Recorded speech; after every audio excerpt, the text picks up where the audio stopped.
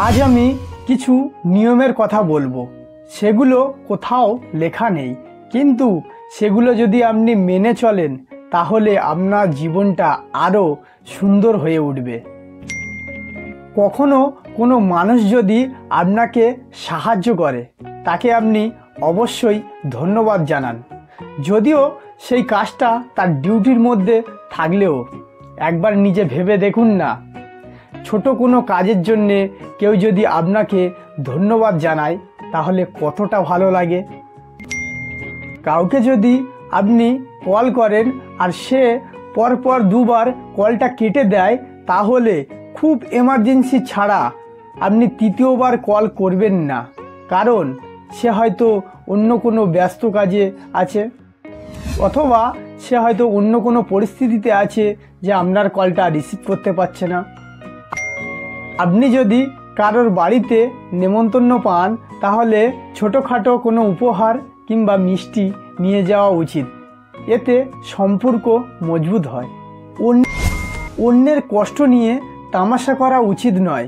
কেউ যদি কষ্টে থাকে তাকে সান্ত্বনা দিন, উপহাস করবেন না।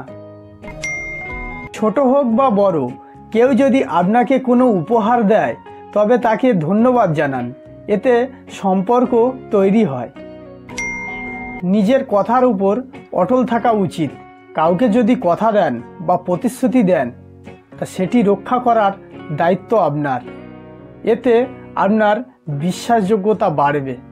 আপনি যদি কোনো বন্ধুর সাথে বাসে বা অটোতে যান আর সেই বন্ধু যদি যেচে ভাড়াটা দেয় তাহলে দ্বিতীয়বার আপনাকে দেওয়া উচিত, কারণ বন্ধুত্ব সম্পর্কটা ভালো এবং মজবুত থাকে।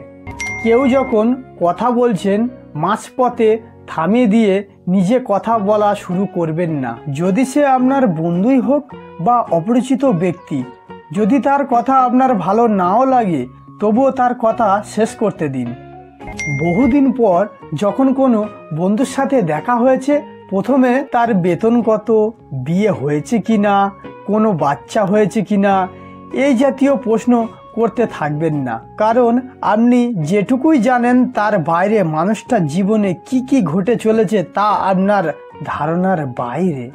কারোর কাছে যদি আপনি কোনো জিনিস ধার করেন তাহলে সময় মতো তাকে ফিরিয়ে দেবেন, এতে সেই মানুষটা আপনার প্রতি ভরসা ও বিশ্বাস বাড়বে। অন্যকে সাহায্য করতে এগিয়ে যান। বন্ধুবান্ধব কিংবা অপরিচিত কেউ যদি বিপদে পড়ে তখন তাদের সাহায্য করুন। আসলে এগুলো কোনো বাধা ধরা নিয়ম না, এগুলো আপনার ভালো মানসিকতার পরিচয় দেয়। আর এর মধ্যে কোনটি আগে থেকেই আপনারা মেনে চলতেন অবশ্যই কমেন্ট করে আমাকে জানাবেন। ধন্যবাদ, ভালো থাকবেন।